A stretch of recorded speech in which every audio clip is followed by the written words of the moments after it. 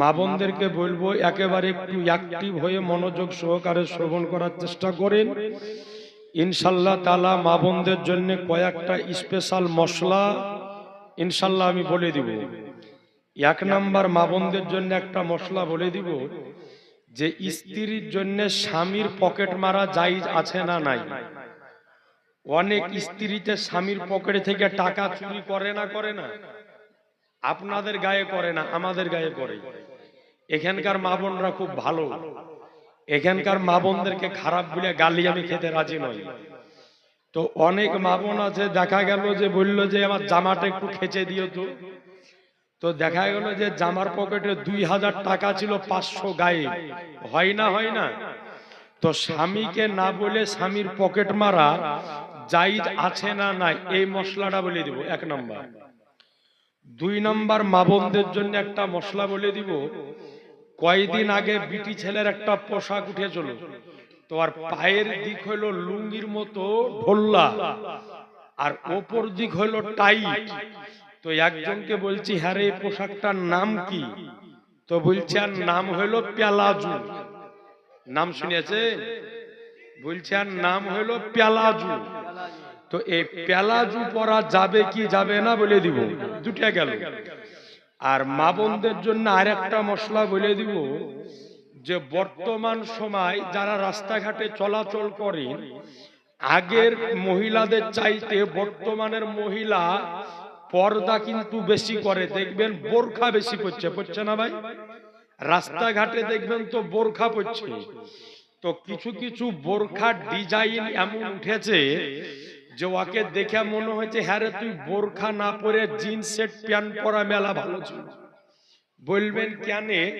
কারণ হলো এটাই যে ওর বোরখার কানের গুড়াতে এক ডিজাইন, বুকের গুড়াতে এক ডিজাইন, পেটের গুড়াতে আরেক ডিজাইন, আর পিঠের গুড়াতে আরেক ডিজাইন।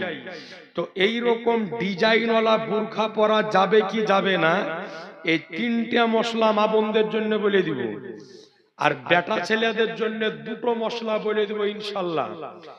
এক নাম্বার, বেটা ছেলের জন্য বলে দিব যে বর্তমানে আমাদের ঘরের কিছু পুরুষকে দেখছি যে ও 2 হাত ডগডগে করে মেহেদি দিছে না ভাই, মেহেন্দি। তো ওকে বলছি হ্যাঁ রে তোর হাতে মেহেন্দি কেন? তো বলছে আজকে হলো আমার শালির বিয়ে, তো আমার শালি দিয়েছে এক হাতে, আর আমি হলাম দুলো ভাই, তাই আমি দিয়েছি 2 হাতে। তো পুরুষদের জন্য মেহেন্দি পরা যাবে কি যাবে না, এই মশলাটা বলে দিব। শুনবেন না পালিয়ে যাবে? ওই যে পেছনকার ওরা বলছে আমরা পালিয়ে যাব। সকলেই শুনবেন, একটু একসাথে ইনশাআল্লাহ বলেন দিনি, আর একটু জোরে বলেন ইনশাআল্লাহ। তাহলে যেহেতু সবাই বললেন ইনশাআল্লাহ, এখন কেউ যদি উঠে তো আর লুঙ্গি ধরে টান মারে বসানোর দায়িত্ব আপনাদের। ইয়াতে ওর লুঙ্গি পরনে থাইকার খুলিয়া যা করে পরে দেখা যাবে। কথা বুঝতে পেরেছেন?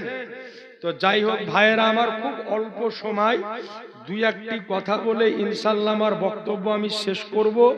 তবে আপনাদের নিকটে অনুরোধ, একটু মনোযোগ সহকারে শ্রবণ করার চেষ্টা করবেন। আর মা বোনদেরকে বলবো একেবারে আপনারা অ্যাক্টিভ হয়ে যান।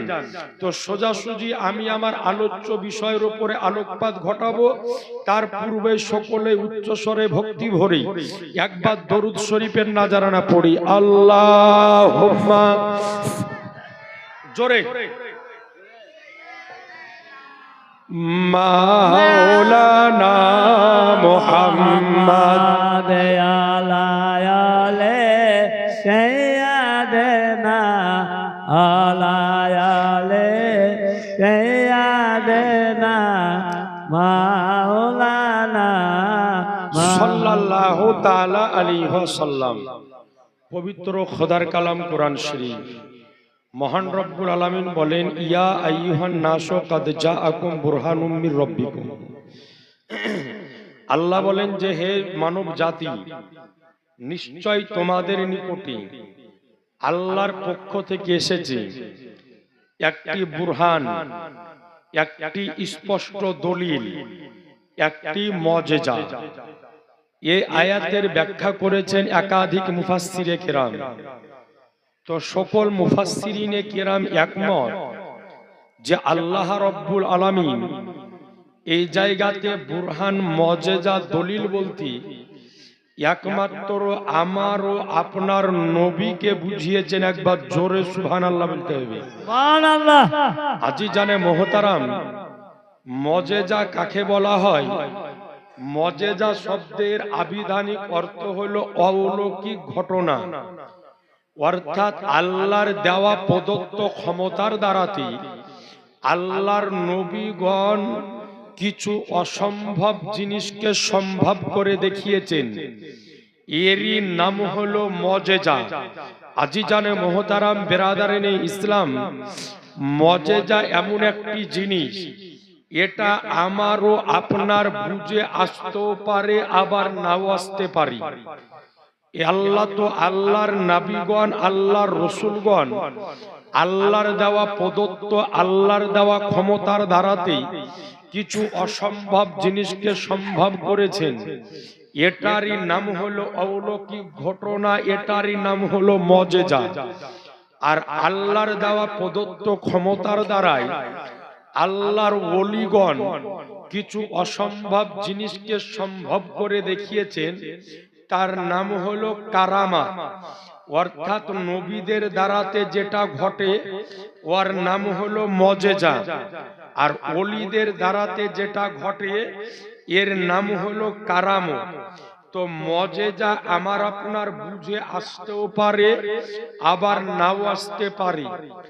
যেমন আপনাকে বলি যে আজ থেকে ১৫০০ বছর আগে আমার রাসূলুল্লাহ এই পৃথিবীর বুক থেকে মসজিদে হারাম থেকে মসজিদে আকসা, ওখান থেকে সপ্তম আকাশ পাড়ি দিয়ে আল্লাহ রব্বুল আলামিনের আরশে আজিমে গিয়ে আল্লাহর সাথে দিদার করেছিলেন। এটা ছিল আমার নবীর এক চলন্ত জিন্দা মুজিজা। জোরে বলেন সুবহানাল্লাহ। তো এই পৃথিবীর বুকে আল্লাহ যতজন নবীকে পাঠিয়েছেন, প্রত্যেক নবীকে আল্লাহ কোনো না কোনো মুজিজা দান করে এই পৃথিবীর বুকে প্রেরণ করেছেন। কোনো না কোনো অলৌকিক ঘটনা দিয়ে এই পৃথিবীর বুকে প্রেরণ করেছেন। এই দুনিয়ার বুকে একজন নবী এসেছিলেন, যার নাম ছিল হযরতে দাউদ আলাইহিস সালাম। নাম শুনেননি? হযরতে দাউদ পয়গম্বর আপনারা অনেকেই শুনেছেন। আজ থেকে দীর্ঘদিন যাবত এই পৃথিবীর জমিনে ফিলিস্তিনের বুকে একটা মসজিদ আছে, যার নাম হলো মসজিদে আকসা। যে মসজিদে আকসা বাইতুল মুকাদ্দাস নামে পরিচিত।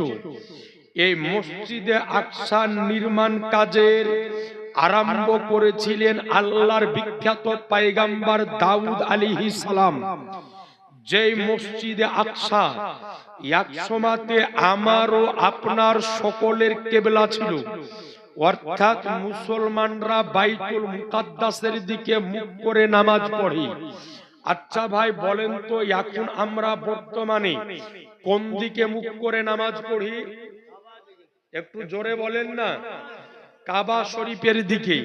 আজিজানে মোহতারাম, কিন্তু ওই সময়তে আমাদের কিবলা ছিল বাইতুল মুকাদ্দাস, মসজিদে আকসা। তো এই মসজিদে আকসা নির্মাণ কাজ আরম্ভ করেছিলেন আল্লাহর বিখ্যাত নবী হযরতে দাউদ আলাইহিস সালাম। আর এই মসজিদে আকসা নির্মাণ কাজ কমপ্লিট করিয়েছিলেন তিনারই সুযোগ্য সন্তান হযরতে সুলাইমান আলাইহিস সালাম। তো আজিজানে মোহতারাম, আল্লাহর নবী দাউদ পয়গম্বরকে আল্লাহ একটা ক্ষমতা দান করেছিলেন যে তিনি যদি লোহাকে হাতে ধরতেন তো লোহা সঙ্গে সঙ্গে গলে মোমে পরিণত হতো। বলেন সুবহানাল্লাহ।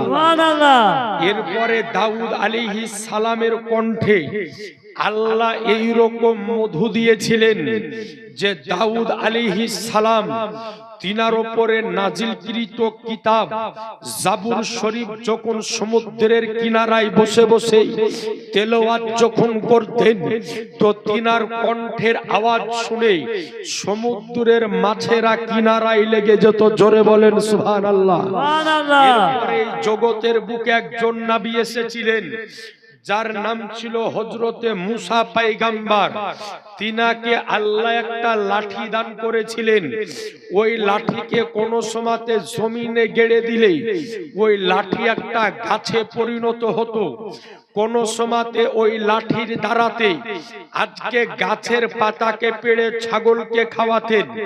কোন সময়তে পানি উঠানোর প্রয়োজন যদি পড়তো তো ওই লাঠিকে ইদারাতে কুয়াতে নামিয়ে দিতেন। লাঠির নিচের দিক বালতি হয়ে যেত, উপরের দিক রশ্মিতে পরিণত হতো। এই লাঠিকে কোন সময়তে নীল নদের উপরে আঘাত করলে নীল নদ দিয়ে 12টি পাকা রাস্তা তৈরি হতো। আবার কোন সময়তে যদি এই লাঠিকে ফেরাউনের জাদুকারের সামনে ছেড়ে দিতেন তো এই লাঠি একটা আজদাহা অজগর সাপে পরিণত হতো। এই পৃথিবীর বুকে আরেকজন নবী এসেছিলেন যার নাম ছিল হযরতে ঈসা পয়গম্বর। যে ঈসা পয়গম্বরকে আল্লাহ বিনা বাপে নিজ কুদরতে মা মরিয়মের পেটে পাঠিয়েছিলেন। ঈসা পয়গম্বরকে আল্লাহ কয়েকটা ক্ষমতা দিয়েছিলেন।